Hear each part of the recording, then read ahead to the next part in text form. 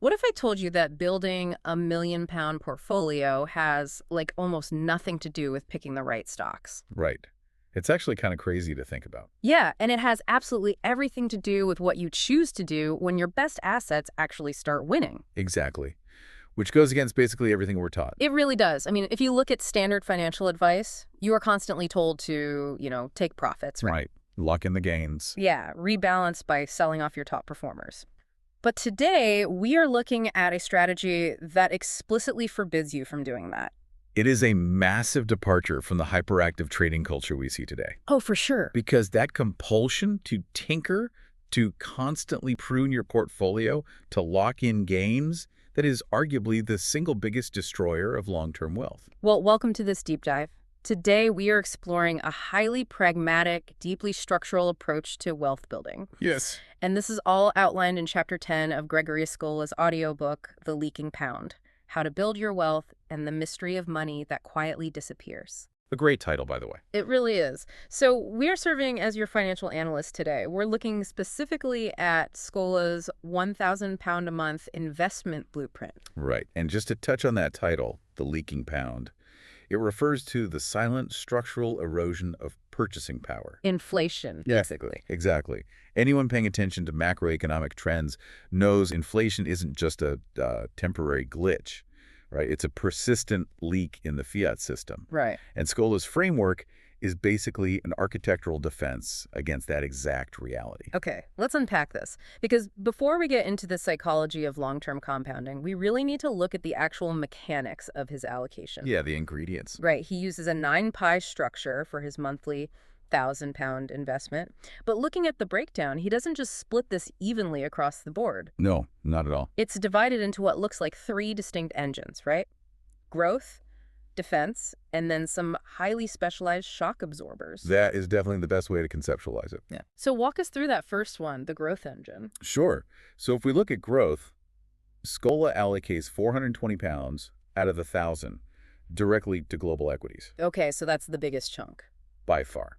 And then another £150 goes to emerging markets. Wow, okay. So combined, that is 57% of the portfolio dedicated purely to capturing global economic expansion. I noticed that aggressive tilt, especially the emerging markets piece. Yet significant. Because emerging markets are historically volatile, right? But by dedicating 15% of the total monthly influx there, he's ensuring exposure to economies with younger demographics. Right, and faster GDP growth trajectories. Exactly, compared to the aging Western markets. He is capturing the kinetic energy of global development. And he really needs that kinetic energy Yeah. because the rest of the portfolio is designed to be the anchor. Okay, so that brings us to the defense engine. Right, and the allocations here get really interesting. He puts £130 to consumer staples, £100 to global bonds, and then £80 to real estate. I want to pause on that specific weighting because it immediately stands out. The staples. Yes, he actually weights consumer staples heavier than global bonds. Right, 130 versus 100. Right. And in a traditional 60-40 portfolio paradigm, bonds are supposed to be your primary defensive shield, right? Exactly, that's the classic advice. So why would Scola prioritize companies that sell, toothpaste and toilet paper over sovereign debt? Well, it speaks to his understanding of modern inflationary environments. That's so. Because fixed yield bonds can get absolutely crushed when inflation spikes and central banks raise rates. Oh, right, because the yield doesn't keep up. Exactly. Yeah. But consumer staples represent companies with inelastic demand. Meaning people always need them. Right. They have inherent pricing power. If the cost of raw materials goes up, these companies just pass the cost on to you, the consumer. Because people still have to buy basic household goods, even in a recession. Exactly. So it is a dynamic defense mechanism rather than a static one like a bond. That makes perfect sense. So equities and emerging markets provide the thrust, and then staples, bonds, and real estate provide a stabilized floor that can adjust to inflation. You've got it. But then we get to the third category in his blueprint, which I'm calling the shock absorbers. Oh, yes. This is where the allocations get incredibly granular. Granular is definitely the word. I mean, he put £70 into gold and commodities, Right. £60 into inflation bonds, £50 into utilities and energy, and finally, exactly £40 into geopolitics and resources. Wait, £40 out of 1,000? Yeah. That's 4%. Why even bother with such a tiny slice? It seems small, right? It does. Like, if a global conflict breaks out, is a 4% allocation really going to save your portfolio from a catastrophic drawdown? What's fascinating here is that it isn't about saving the entire portfolio in one fell swoop. Okay, so what is it doing? It is about holding uncorrelated assets that spike precisely when everything else is crashing. Ah, I see. Geopolitics, energy, commodities, they're incredibly volatile, but their correlation to the broader stock market is often inverse during a crisis. See, when stocks go down, they go up. Right. So if a supply chain shock halves the value of your growth engine, that 4% in geopolitics might surge dramatically. But it softens the blow. Exactly. It provides immediate liquidity and psychological comfort when your screen is basically bleeding red. That's brilliant. It's like building a championship sports team. Oh, I like that. Yeah, like you need your star scorers carrying the heavy load, right? Yep. That's your global equities at 420 pounds. Right, the offense. Exactly. But you also absolutely need your defensive line, the bonds, the consumer staples. Yeah.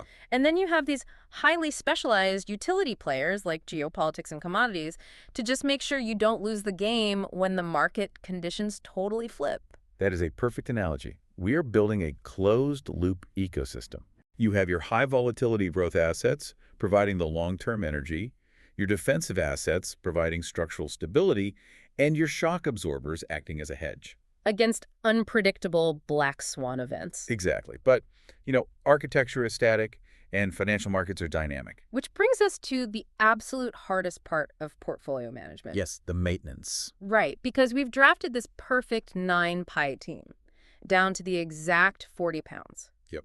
But the second the market opens on Monday morning, this perfect 1,000-pound allocation is ruined by price fluctuations, right? Immediately. Like the global equities jump by 2%, the bonds drop by 0.5%, and suddenly your 42% target for equities is sitting at 45%.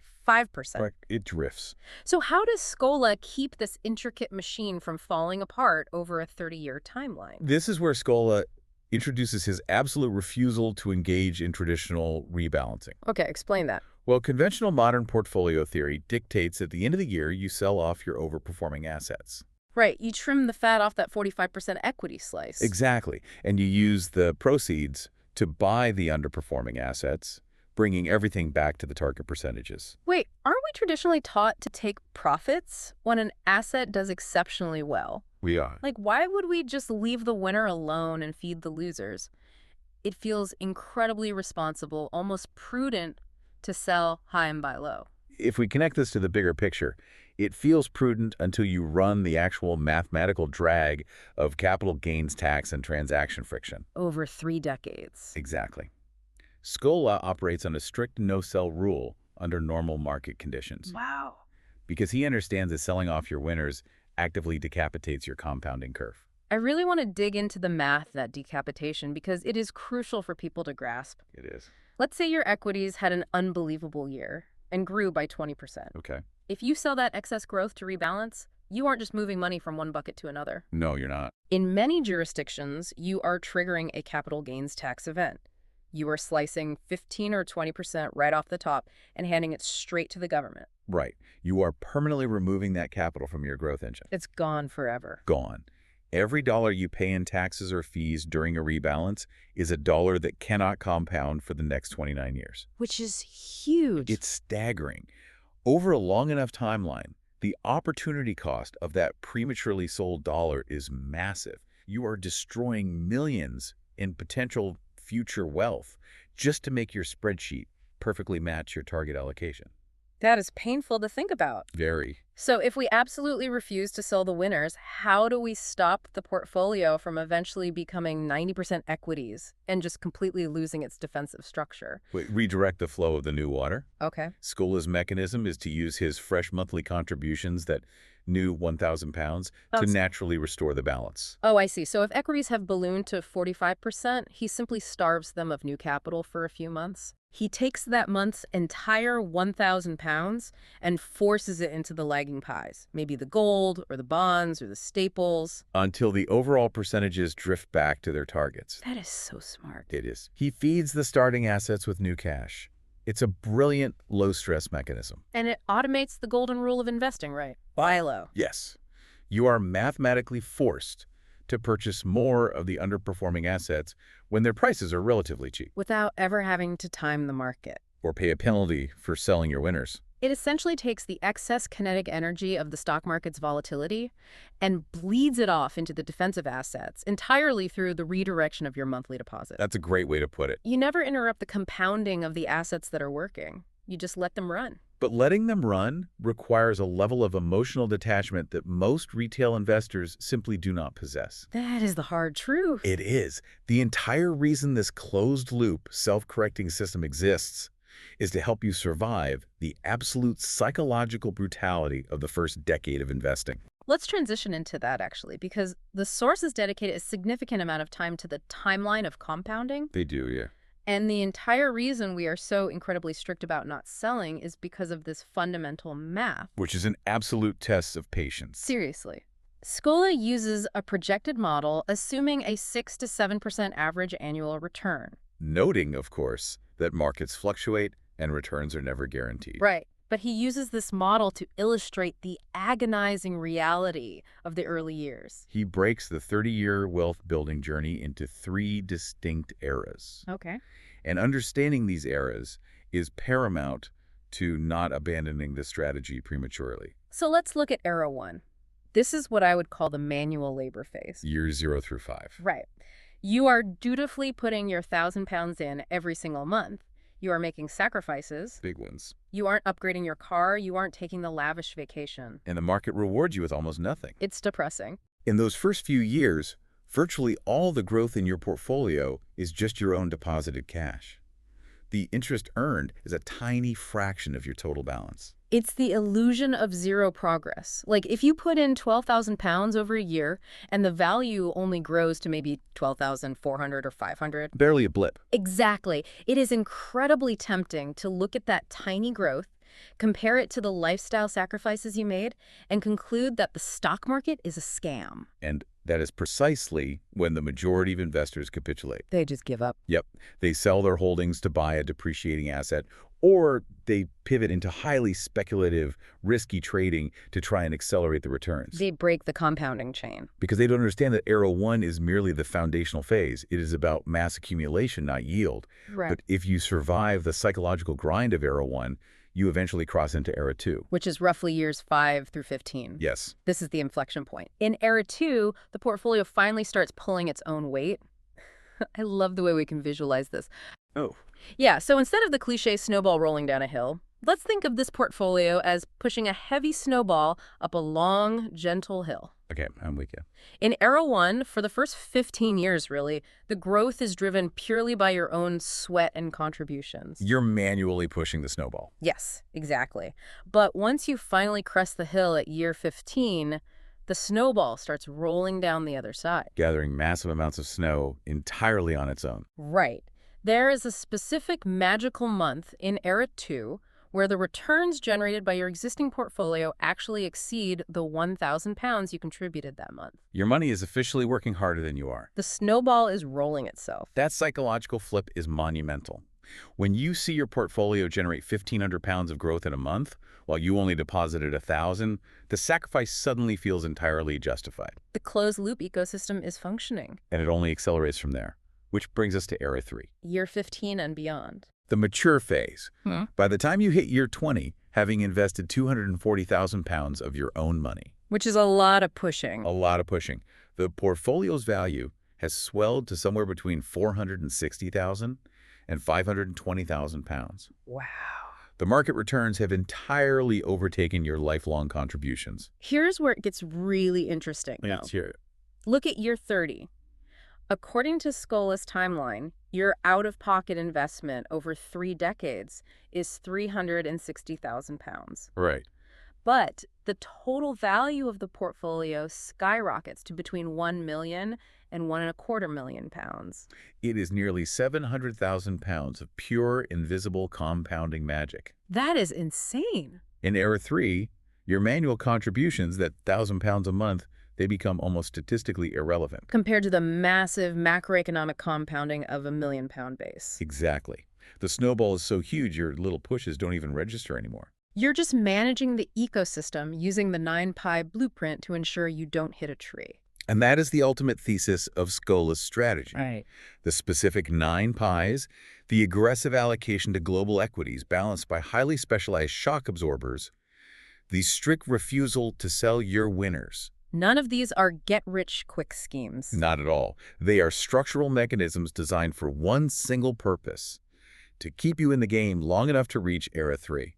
It is a behavioral cage. The system is designed to protect you from your own worst instincts. Absolutely. It stops you from panic selling during a global crisis because you know your geopolitical and commodity shock absorbers are doing their job. Yeah. And it stops you from greedily over-concentrating in tech stocks during a bull market because your no-sell rebalancing rule forces you to buy consumer staples and bonds with your new cash. It systematizes patience. Yes. In a financial media landscape that bombards us daily with urgent calls to buy this new cryptocurrency or short that failing sector, School basically offers a blueprint for profound, profitable boredom. Profound, profitable boredom. I think that is the perfect way to summarize the journey from that first push up the hill to the self-sustaining million-pound snowball. It requires an acknowledgement that true wealth building is a slow burn. It demands structural integrity over tactical agility. So what does this all mean for you listening right now? We've stripped down the mechanics of the 9-pi portfolio. We have. We've explored the tax advantage logic of redirecting new cash instead of taking profits. Yep. And we've walked through the psychological evolution from manual labor to automated wealth. I think the ultimate takeaway from the leaking pound isn't just about picking the perfect pie chart. No, it's really about discipline. Exactly. The invisible leak of inflation cannot be fought with frantic activity. It must be countered with unyielding structural discipline. You have to cultivate the patience required to reach that 15-year tipping point. This raises an important question, actually, What's that? for everyone listening to take with them. Yes. Think about your own life timeline and financial habits.